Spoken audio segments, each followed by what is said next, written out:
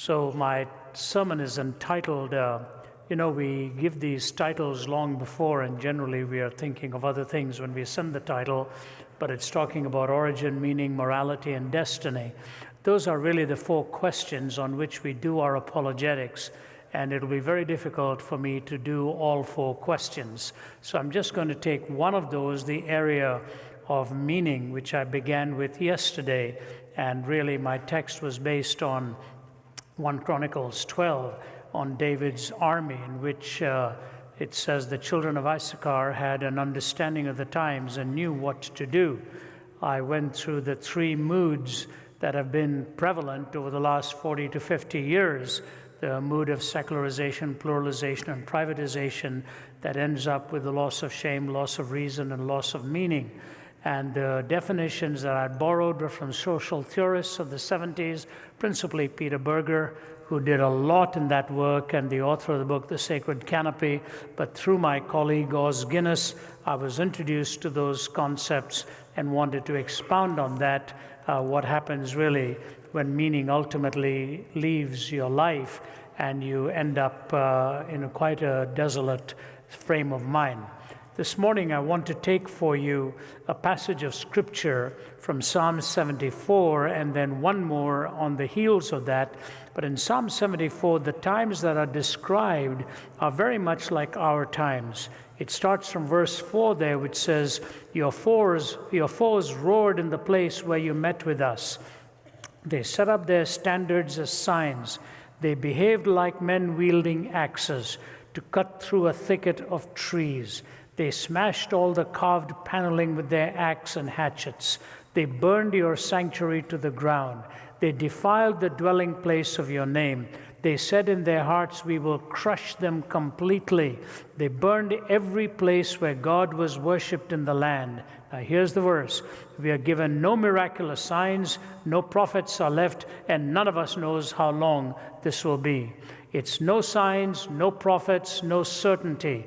They felt they were living in a time of extermination. And ours is not the first time where that has happened. When David writes of something like this, he's reminding us of how opponents have always been there to the truth of God's word. And when you think of these realities and these threats with which we live, it is important for us to know that we really stand in the corridor of time where nothing new under the sun really takes place. But like the psalmist says in chapter 11 and verse 3, which asks us, if the foundations are being destroyed, what then shall the righteous do? What is your responsibility and mine? Sadly, we don't face these very well. A friend of mine told me when horses are attacked, they form a circle facing each other and kick against the attacker. When donkeys are attacked, they also form a circle, but they turn their backs to each other, facing the attacker, and they kick each other to death. So much of the fighting we do today is really like donkeys. We start kicking away at each other, knocking each other down for whatever reason, while the ones who are really attacking us watch us self-destruct. We simply cannot do that. The goal can never be to destroy another individual. The battle of ideas that we have is somehow to rescue the truth and preserve the dignity of the individual at the same time. It's a huge challenge, and it's a huge task that you and I face. You see, apologetics, when it is done rightly, is not to vanquish the questioner. It is to vanquish the lie and retain the questioner's dignity before God. How it is you answer the question. If you vanquish the questioner, you really have not accomplished very much. It is a beautiful thing that the answers we give can show respect and dignity to the person who is raising those questions. When we go back across the early part of the 20th century, you began to see the results of what had happened in the 19th century with the higher critical theories and the attack upon the scriptures and the authority of the scriptures being questioned. And then one holy belief after another was being felled to the ground. But there were others who were coming from the outside who also realized that if you really take away the truth, you take away the foundation on which people stand. It was Huxley who said this: "We are living today not in the delicious intoxication of the early successes of science, rather in the grisly morning after, where it has become quite apparent that what science may have actually done is to introduce us to improved means in order to accomplish more deteriorated ends. What science has actually done is to introduce us to improved means, doing away at the same time, and rather leading us to deteriorated ends. While all of our advances in science give us improved means, at the same time, what is happening is the ends are becoming more and more deteriorated all the time." You know, we were on Sentosa Island just a couple of weeks ago in Singapore, and right next door to the very hotel where our president will be meeting the leader of North Korea. Who knows what will come of that? You get two different perspectives. I'm aware of all those perspectives as we travel and listen to what people have to say. But just think what stands at the table at that point for discussion. People with the capacity to create huge tragedies, huge destructions, with a plea from the other side to not move into that kind of lunacy. When you go into most of the hotel rooms in Seoul, I go many times a year, most of those hotels in the closet actually have gas masks in case there is a nuclear attack. They live with that threat constantly. So we are finding improved means in order to obtain hitherto unimproved or rather deteriorated ends. That's in the cosmic sense. But in the micro sense of life and human interaction, in the 1970s, Malcolm Muggeridge was the chaplain at St. Giles in Scotland and in Edinburgh. And when he resigned as chaplain, now Muggeridge had been a sensually driven man, and he, as editor of Punch magazine, he said he had the most difficult task in the world of trying to get the English to laugh. But that's the way he did it, and he was very, very irreverent. You could see some of the things that he would say that were hostile and inimical to the Christian faith, till he found Christ and he wrote the book, Jesus Rediscovered. It's an amazing testimony. Now, doctrinally, I cannot stand with him all the way in what the things that he believed in, the way that he believed it, but he certainly had that reverence and love for Jesus Christ. One of our own well-known journalists, Fred Barnes, I was talking to him one day and said, "How did you come to know Christ in your life?" He said, "Well, there were two English journalists who came and they were staying with us. And when they left, my wife said to me, there's something different about these two men. They don't sound like very typical journalists. There's something very respectful and reverential about the way they deal with things. Find out what makes them tick." So Fred Barnes said, I wrote to them and said, "My wife wants to know what makes you men tick." And in reply, they sent him the book by Malcolm Muggeridge, Jesus Rediscovered. It's phenomenal how Barnes, also reading that book, was introduced to the person of Christ. And as somebody said, it should really have been called Muggeridge Rediscovered, because he discovered the real Christ. But in his farewell address at Edinburgh, when things were going spiraling down morally in the university scene at that time, he gave a powerful farewell address. It's one of the finest things Muggeridge did when he bid that university goodbye. It had to do with all kinds of things happening. I won't go into them. There are a lot of crass things were happening on the campus. So he submitted his resignation. In his closing paragraph, he says this: "So, dear Edinburgh students, this is likely to be the last time I address you, and this is what I want to say to you, and I don't really care whether it means anything to you or not, whether you think there is anything in it or not. I want you to believe that this row I have had with your elected officers has nothing to do with any puritanical attitudes on my part. I have no belief in abstinence for abstinence's own sake, no wish under any circumstances to check any fulfillment of your life and being. But I do have to say to you this, that whatever life is or is not about," I think this is key, Whatever life is or is not about, it is not to be expressed in terms of drug stupefaction and casual sexual relations. However else we may venture into the unknown, it is not, I assure you, on the wings of Playboy magazine or psychedelic fancies. He said, however we venture forth, this is not the way into the future. Yesterday I was reading Charles Krauthammer, the journalist, farewell letter to his colleagues at Fox News. He's often been there on the expert panel discussion. He's a psychiatrist by training, a Jewish gentleman by stock, but doesn't really know the depth of his own belief. He says, I really don't know what to believe about God. I don't know if all of the faiths of our time have made their impact upon me or not. He says, but I do know this. The least plausible of anything out there is a philosophy called atheism. The least plausible of these. He simply could not go the direction of naturalism, which was going to uproot all absolutes in its process. Now, the naturalists will not say that, and they do not necessarily end up to being immoral people. That's not it. But the point is, in denouncing a transcendent reality as the ultimate first cause, at the same time, implicitly they debunk the very essence of the value of life and the purpose for which you and I were created. We are sort of each one doing what is right in our own eyes. And Krauthammer says, if you don't believe what it is that atheism really does, he says, attend a communist funeral. He said, I have attended one. And he quotes George W. Bush as going to bury some noted dignitary in the Kremlin.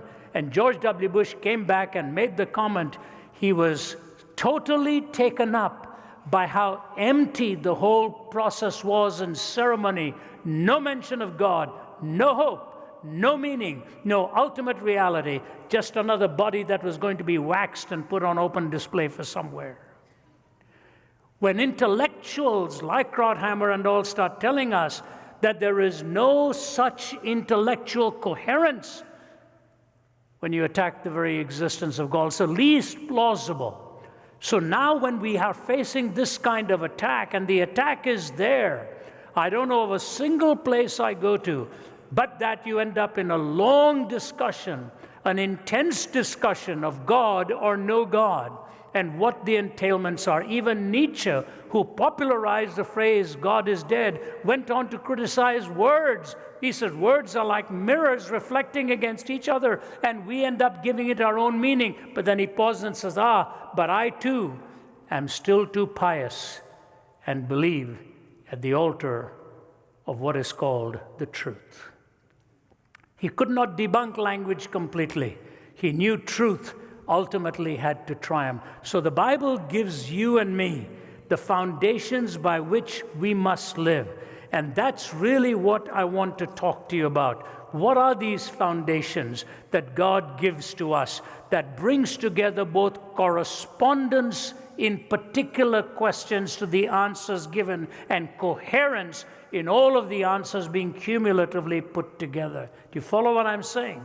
The particular questions have answers that correspond to reality, and the accretion of those answers forms a very coherent worldview. You go into a court, there are always the two tests being given, correspondence and coherence. Correspondence and coherence. Particular questions elicit particular answers. The cumulative effect of all of the answers has to bring about coherence. And I want to say to you, only in the gospel do I see these two tests met. Particular questions to the resurrection issue, to the crucifixion issue. Why the cross?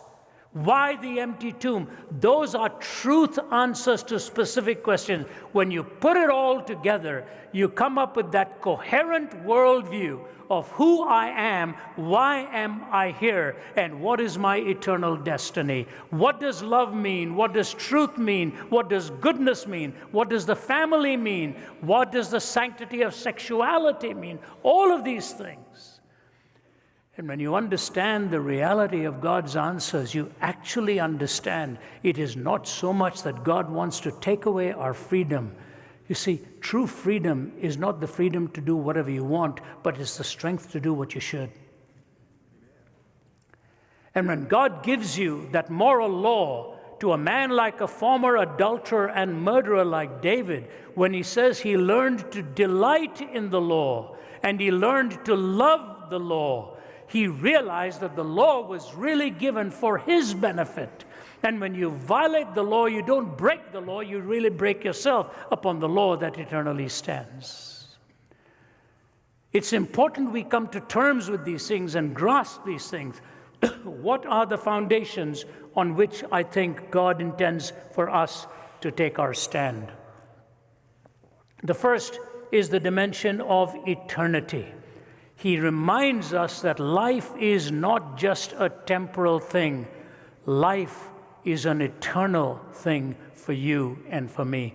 You take eternity away, and you will find all other questions become quite unanswerable. I came to Canada at the age of 20 in 1966. It was a new world for me. My older brother and I, he was 22, I was 20. My father sent us with $400 in our pocket each, and he said, find a job. This is all you have till you find a job. That's all the foreign exchange the Indian government would give you. And so we went there. He was 22, I was 20, and I began to enter a new world, which I had falsely assumed was all Christian. In fact, the first haircut I ever had was because I saw a sign on the barber shop saying Christian Brothers. I said, this is good, you know, he won't cheat me. And then when I got the bill, I figured I'd never paid so much for a haircut before. I didn't know there was a difference between a barber and a hairdresser. Now I know I don't need to go to dressers. There's nothing to dress. You just go and get it cropped up. But the thing about that was what I'll never forget. Within a year, my family moved, my mother, my father, my brothers and sisters, all 7 of us. We were living in a small townhouse in the East End in Toronto. It was Christmas Day, 1968. Never forget it. My dad sat us down because we were going to be witnesses to a glimpse that no human eye had ever seen before. The American astronauts were going to go around the dark side of the moon. There was going to be that period of silence. And here we are sitting riveted, watching this. And the silence is there, and it's a breathtaking silence. And all of a sudden, the voice breaks because the astronauts were given a glimpse no human eye had seen. Arthur Peacock, the philosopher of scientists from the United Kingdom, I think it is his words which I remember reading. I'm not 100% sure, but I remember reading these words. I think they were by him.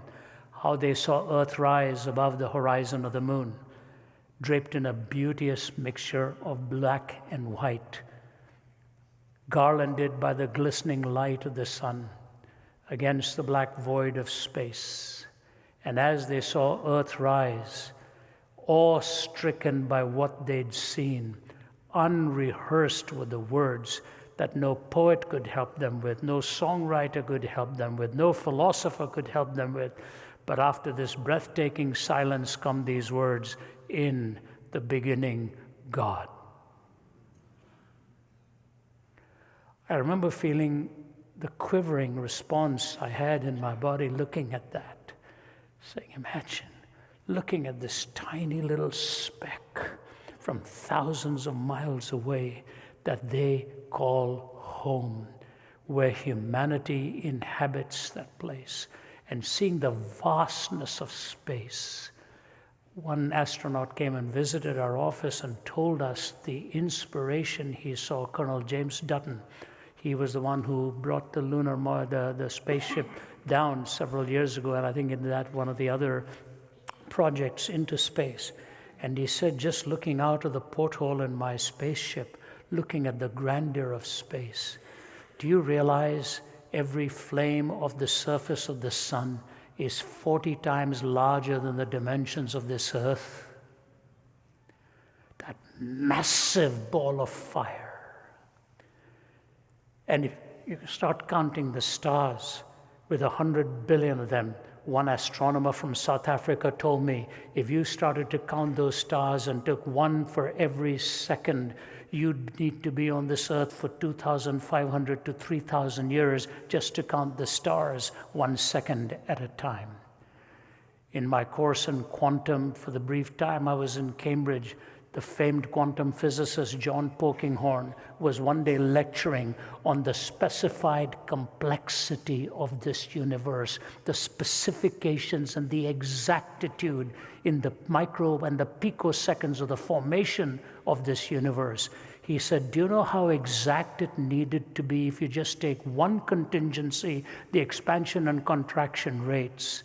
He said the exactitude demanded was so great and the margin of error so small, he said it would be like taking aim at a 1 square inch object 20 billion light years away and hitting it bullseye. Stephen Hawking reminds us that even if a fraction of a numerical was off in that, we would never have had this universe. It would have collapsed upon itself. Such fine-tuning, so much so Frederick Hoyle, the astronomer, says it is like a tornado. To think it happened by accident is like imagining a tornado going through a junkyard and generating a Boeing 747. How magnificent is this? There's not a soul here who believes that we got our dictionary because of an explosion in a printing press. And yet we believe these 3.1 billion bits of information of the human DNA just happened to come into being from primordial slime to an Einstein. How irrational. That's why the Bible just dismisses it in one verse. The fool has said in his heart that there is no God. The dimension of eternity. There are hints of this, you know. Aren't there hints of this? Have you ever heard a song that sometime goes into your thinking and it takes you back to memories years ago? You're carried back into that. I still speak Hindi very fluently. I love it. In fact, I talk to myself in Hindi just to be able to remind me of those words that were so precious as I was growing up in Delhi and all of my friends spoke Hindi. Beautiful language. And sometimes I'll hear a Hindi song right from the past, and all of a sudden it carries me back 40, 50, 60 years into my childhood. C.S. Lewis talks about this in a very remarkable way. And he says this, he says how he was standing in front of a flowering bush with his brother, and he says, for some unexplained reason, a memory was triggered. There suddenly rose in me without warning, as if from a depth not of years but of centuries, the memory of that early morning at the old house when my brother had brought his toy garden into the nursery. It is difficult to find words strong enough for the sensation which came over me. Milton's enormous bliss of Eden comes somewhere near it. It was a sensation, of course, of desire, but desire for what? Not certainly for a biscuit tin filled with moss, not even though it came into it for my own past. And before I knew what I desired, the desire itself was gone. The whole glimpse withdrawn. The world turned into commonplace again. It's almost like a fading sight in front of a bush, then he says. It only stirred a longing for the longing that had just ceased. It had only taken a moment of my time, and in a certain sense, everything else that had ever happened to me was insignificant in comparison. But what does that mean, he says? What does that point to? He goes on to answer his question. The books or the music in which we thought the beauty was located will betray us if we trust to them. It was not in them. It only came through them. And what came through them was a longing. These things, the beauty, the memory of our own past, are good images of what we really desire. But if they are mistaken for the thing itself, they turn into dumb idols, breaking the hearts of their worshippers. Because they are not the thing itself, they are only the scent of a flower we have not found, the echo of a tune we have not heard, news from a country we have not visited. And then he says this, we are so little reconciled to time that we are even astonished at it. How he's grown, we exclaim. How time flies, as though the universal form of our experience were again and again a novelty. But that is as strange as if a fish were repeatedly surprised at the wetness of water. And that would be strange indeed, unless, of course, the fish were destined one day to become a land animal. It's amazing. My, how he's grown. My son Nathan is taller than I am. He says, Dad, why do they keep saying that to me? My, how he's grown. They ought to be surprised if I hadn't. My, how time flies. He said, it's as strange as a fish reacting with surprise to the wetness of water. My, how wet this thing is. He said, unless the fish were intended one day to live on dry land. We are not accustomed to time the way we should be, because deep in our hearts is that longing for eternity. That's the existential rub, but I want to take you beyond the existential. I want to take you to the legal side of it. If there is no eternity, whatever happens to justice? Whatever happens to this thing we call justice? Some time ago, I was in Las Vegas with my colleagues, and we were shown the hotel where this man had gone and busted 2 windows and was just ramming down people, slaughtering them like cattle. And fortunately, what happened was he had rented 2 rooms, and he was going from window to window so that he couldn't be targeted. But in one of those instances, once the windows were shattered, the wind came in and slammed the door shut between the 2 rooms, and he couldn't go back and forth. He was stuck in one place, which gave the law enforcement people to be able to identify what floor he was on and ultimately stop the carnage. But so many were slaughtered in the process. Where is justice in all of this? Is there not somebody to stand before? When you go into the death camps in Auschwitz and Treblinka and Majdanek, you see the hundreds of thousands, millions that were exterminated. Who brings justice to this all? If time is all we have, there is really no sense of ultimate justice. So I say to you, the concept of eternity is not just that beautiful sense of a longing, but also that sense of justice. C.S. Lewis puts it this way, in speaking of this desire for our own far-off country, which we find in ourselves even now. I feel a certain shyness. I'm almost committing an indecency. I'm trying to rip open the inconsolable secret in each one of you, the secret which hurts so much that you take your revenge on it by calling it names like nostalgia and romanticism and adolescence. The secret also which pierces with such sweetness when in very intimate conversation the mention of it becomes imminent. We grow awkward and affect to laugh at ourselves. The secret we cannot hide and cannot tell, though we desire to do both. We cannot tell it because it's a desire for something that has never actually appeared in our experience. We cannot hide it because our experience is constantly suggesting it, and we betray ourselves like lovers at the mention of the name heaven.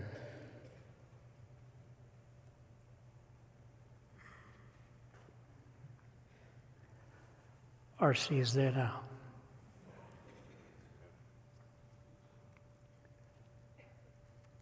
Just imagine when you find out what Jesus said was true. I go to prepare a place for you, so that where I am, you may be also. It's marvelous to see the 2 realities. It's a place and it's a relationship. It's a place and it's a relationship.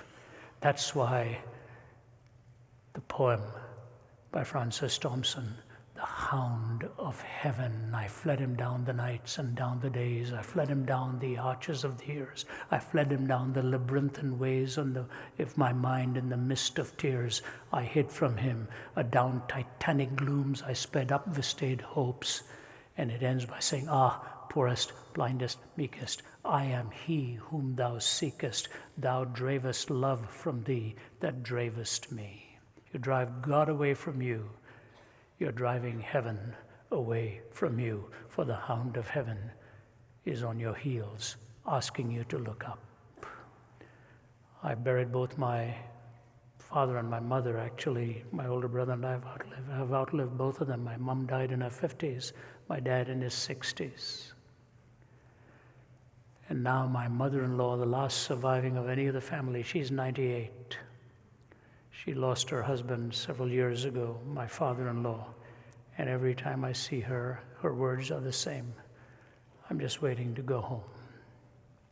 I'm just waiting to go home. The body is giving way now, but our mind is still so clear. She's just waiting to go home. Eternity. God has prepared a place for you and for me, that where He is, we may be also. We talk of transubstantiation and consubstantiation and all of these. We need to talk a little more about the gospel being involved in a transtemporalization, transcending all of time, transcending all of time. And Lord, haste the day when the faith shall be sight and the clouds be rolled back as a scroll. The trump shall resound and the Lord shall descend. Even so it is well with my soul. The foundation of eternity. Secondly is the foundation of morality, the dimension of morality. You see, when you deal with eternity, you're dealing with your existence. When you deal with moral reasoning, you're dealing with your essence. Gertrude Himmelfarb of Columbia University has written a book called Roads to Modernity. It's a brilliant book. She devotes one chapter to the evangelical message and its preaching. Can you imagine that? This Jewish scholar.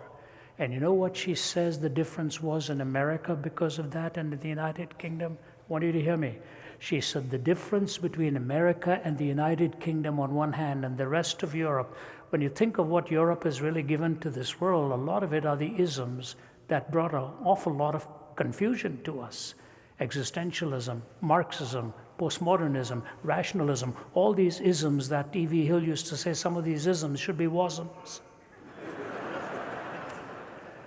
What made the difference between America and the United Kingdom on one side and the rest of Europe? This is real, pointed to us by Gertrude Himmelfarb. For the Europeans as a whole, she said, rationalism, reasoning was supreme. Human reasoning was supreme. And so out of all of these rationalistic abilities came all of these isms. She said for the English and the American, there was a distinctiveness. It was not reasoning that was supreme for the American people or for the English people. It was moral reasoning that was supreme. Moral reasoning.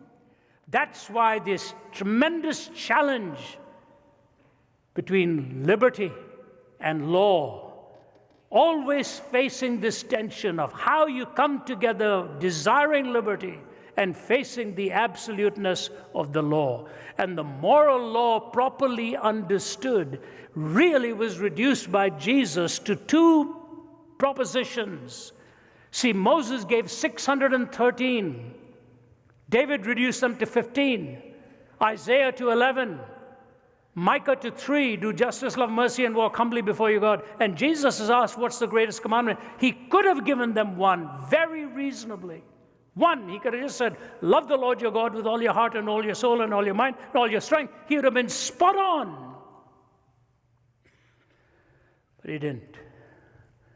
He said to love the Lord your God with all your heart and soul and all your mind and all your strength, and to love your neighbor as yourself. On these two hang all of the laws and the prophets.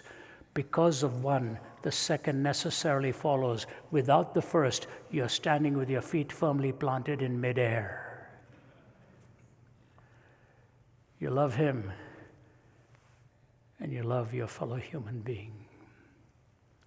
This extraordinary imperative is given to us because of that other conversation, which is very straightforward. Should I pay taxes to Caesar? Don't you wish the answer were no? And what does Jesus say? Do you have a coin? You give him the coin. He says, whose image is on this coin? The man said, Caesar. He said, give it to Caesar. So Caesar's image, give to Caesar that which belongs to Caesar.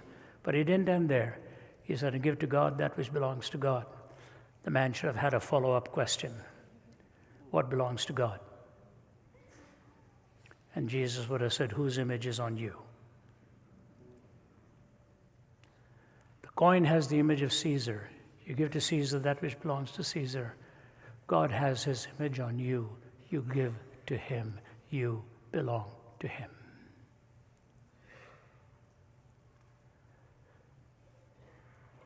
Amazing No other worldview pays you this compliment.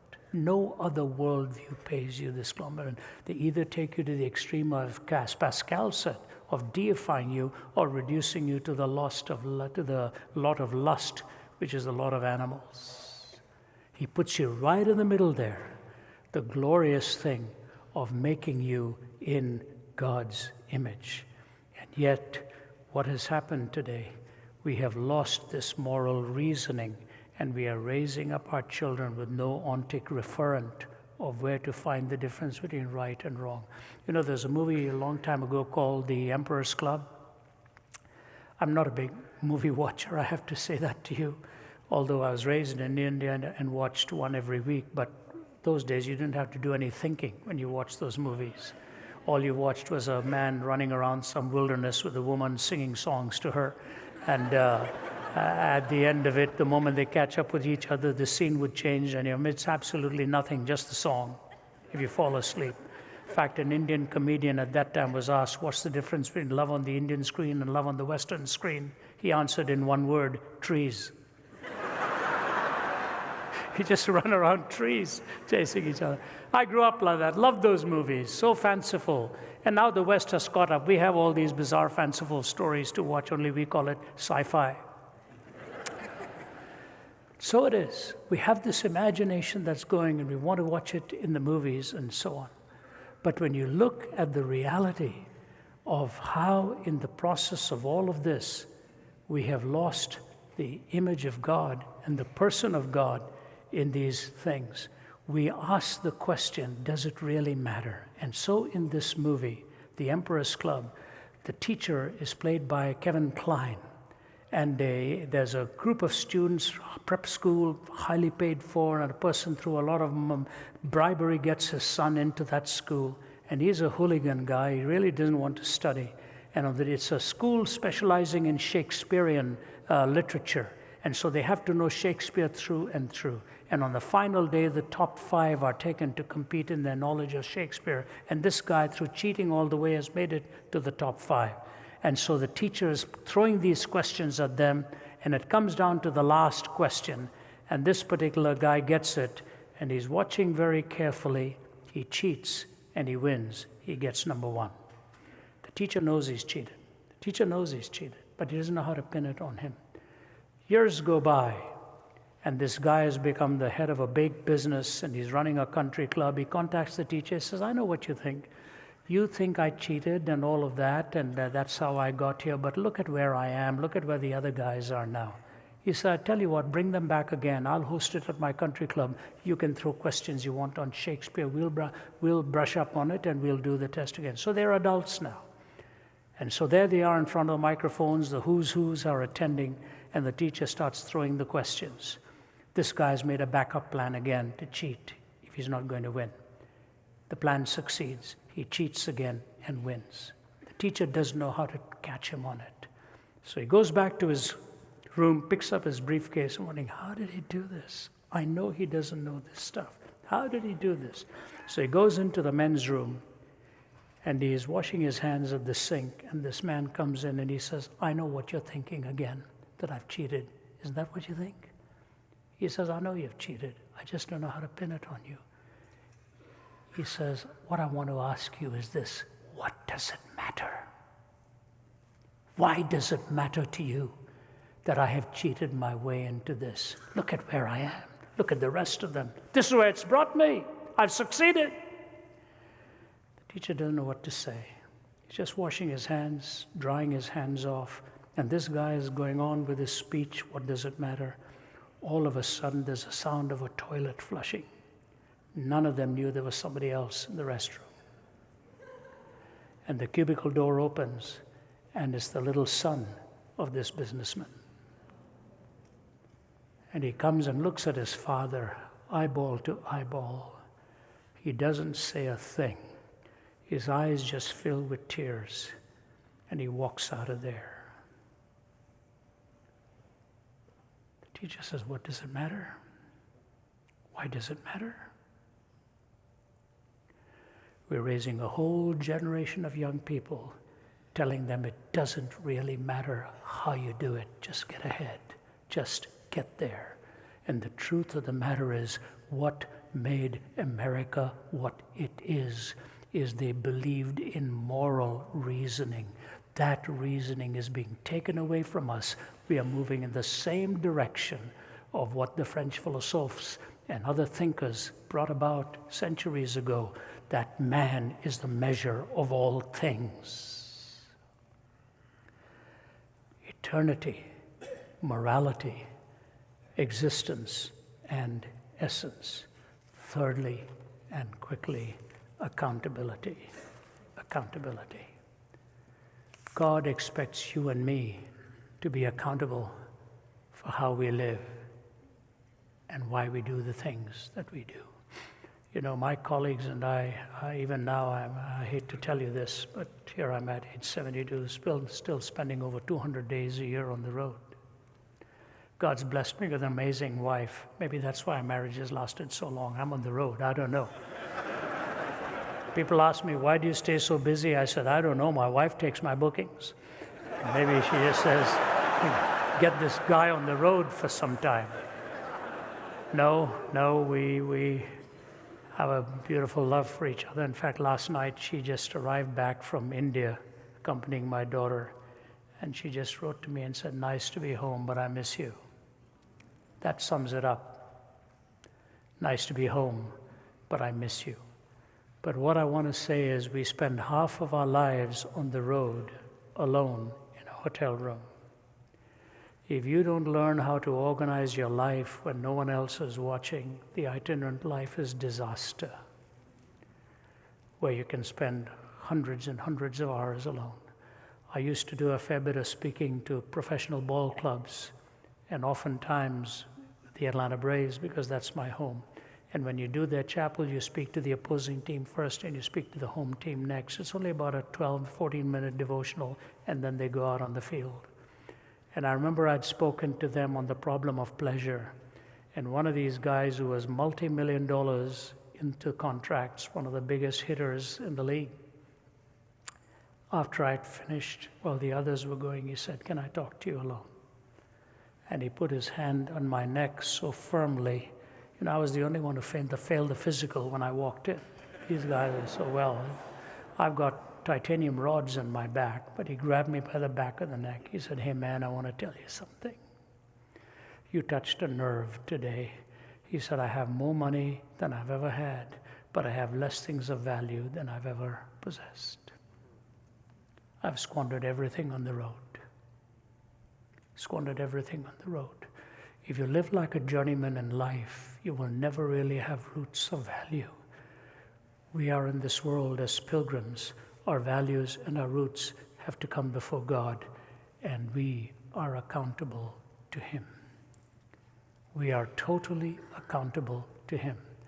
You know, Herbert Maurer, who was a PhD from Johns Hopkins, 4 years instructor at Yale, 8 years professor at Harvard, 1954 appointed as president of the American Psychological Association. He was an atheist, but committed suicide later on in his life, at the age of 75.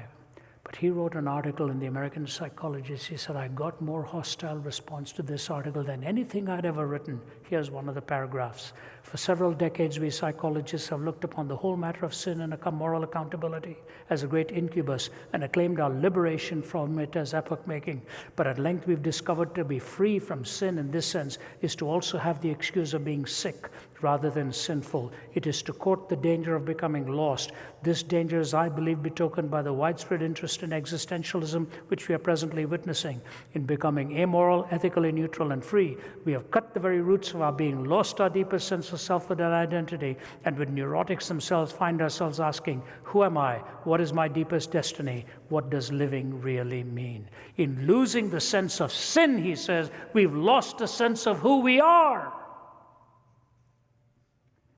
It's a secular thinker saying this.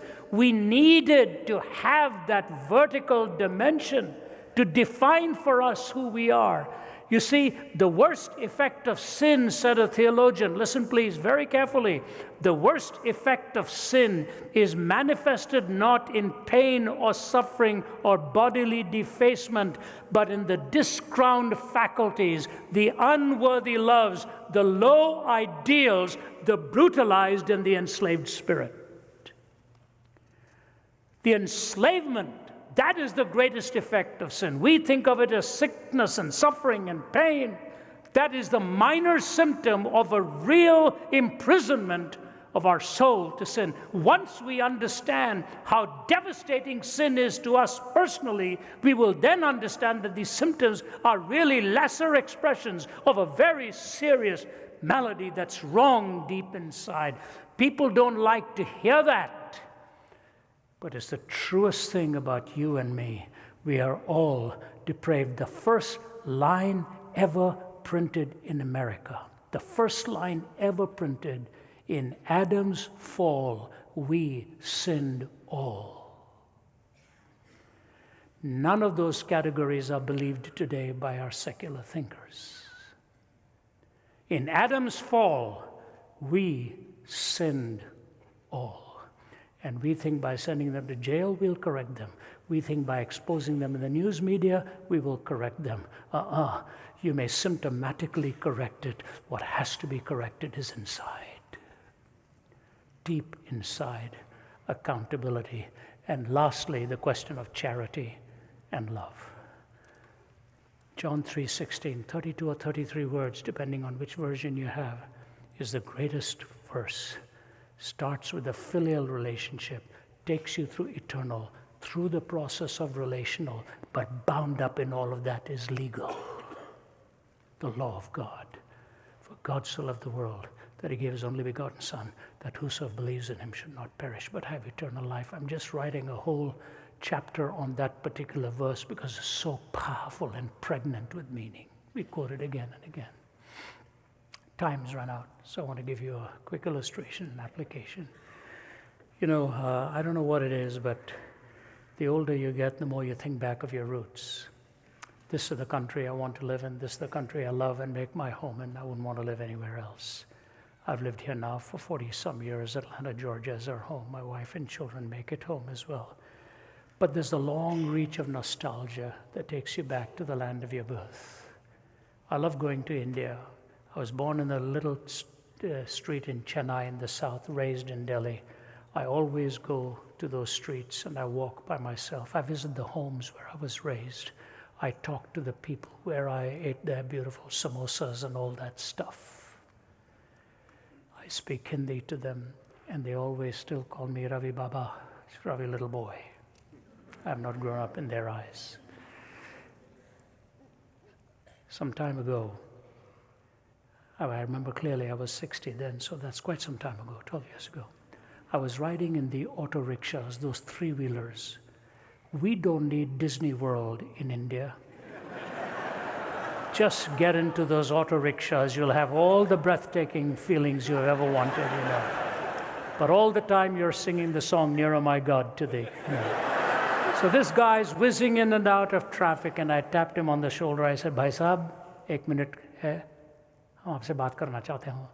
Brother, sir, step aside for a minute. I want to talk to you for a moment. He said, क्या बात है? What's up? I said, please pull over. I want to talk to you. So he pulled over. I said, how old are you? In Hindi, he said, 26, which means 26. I said, huh? I said, how old do you think I am?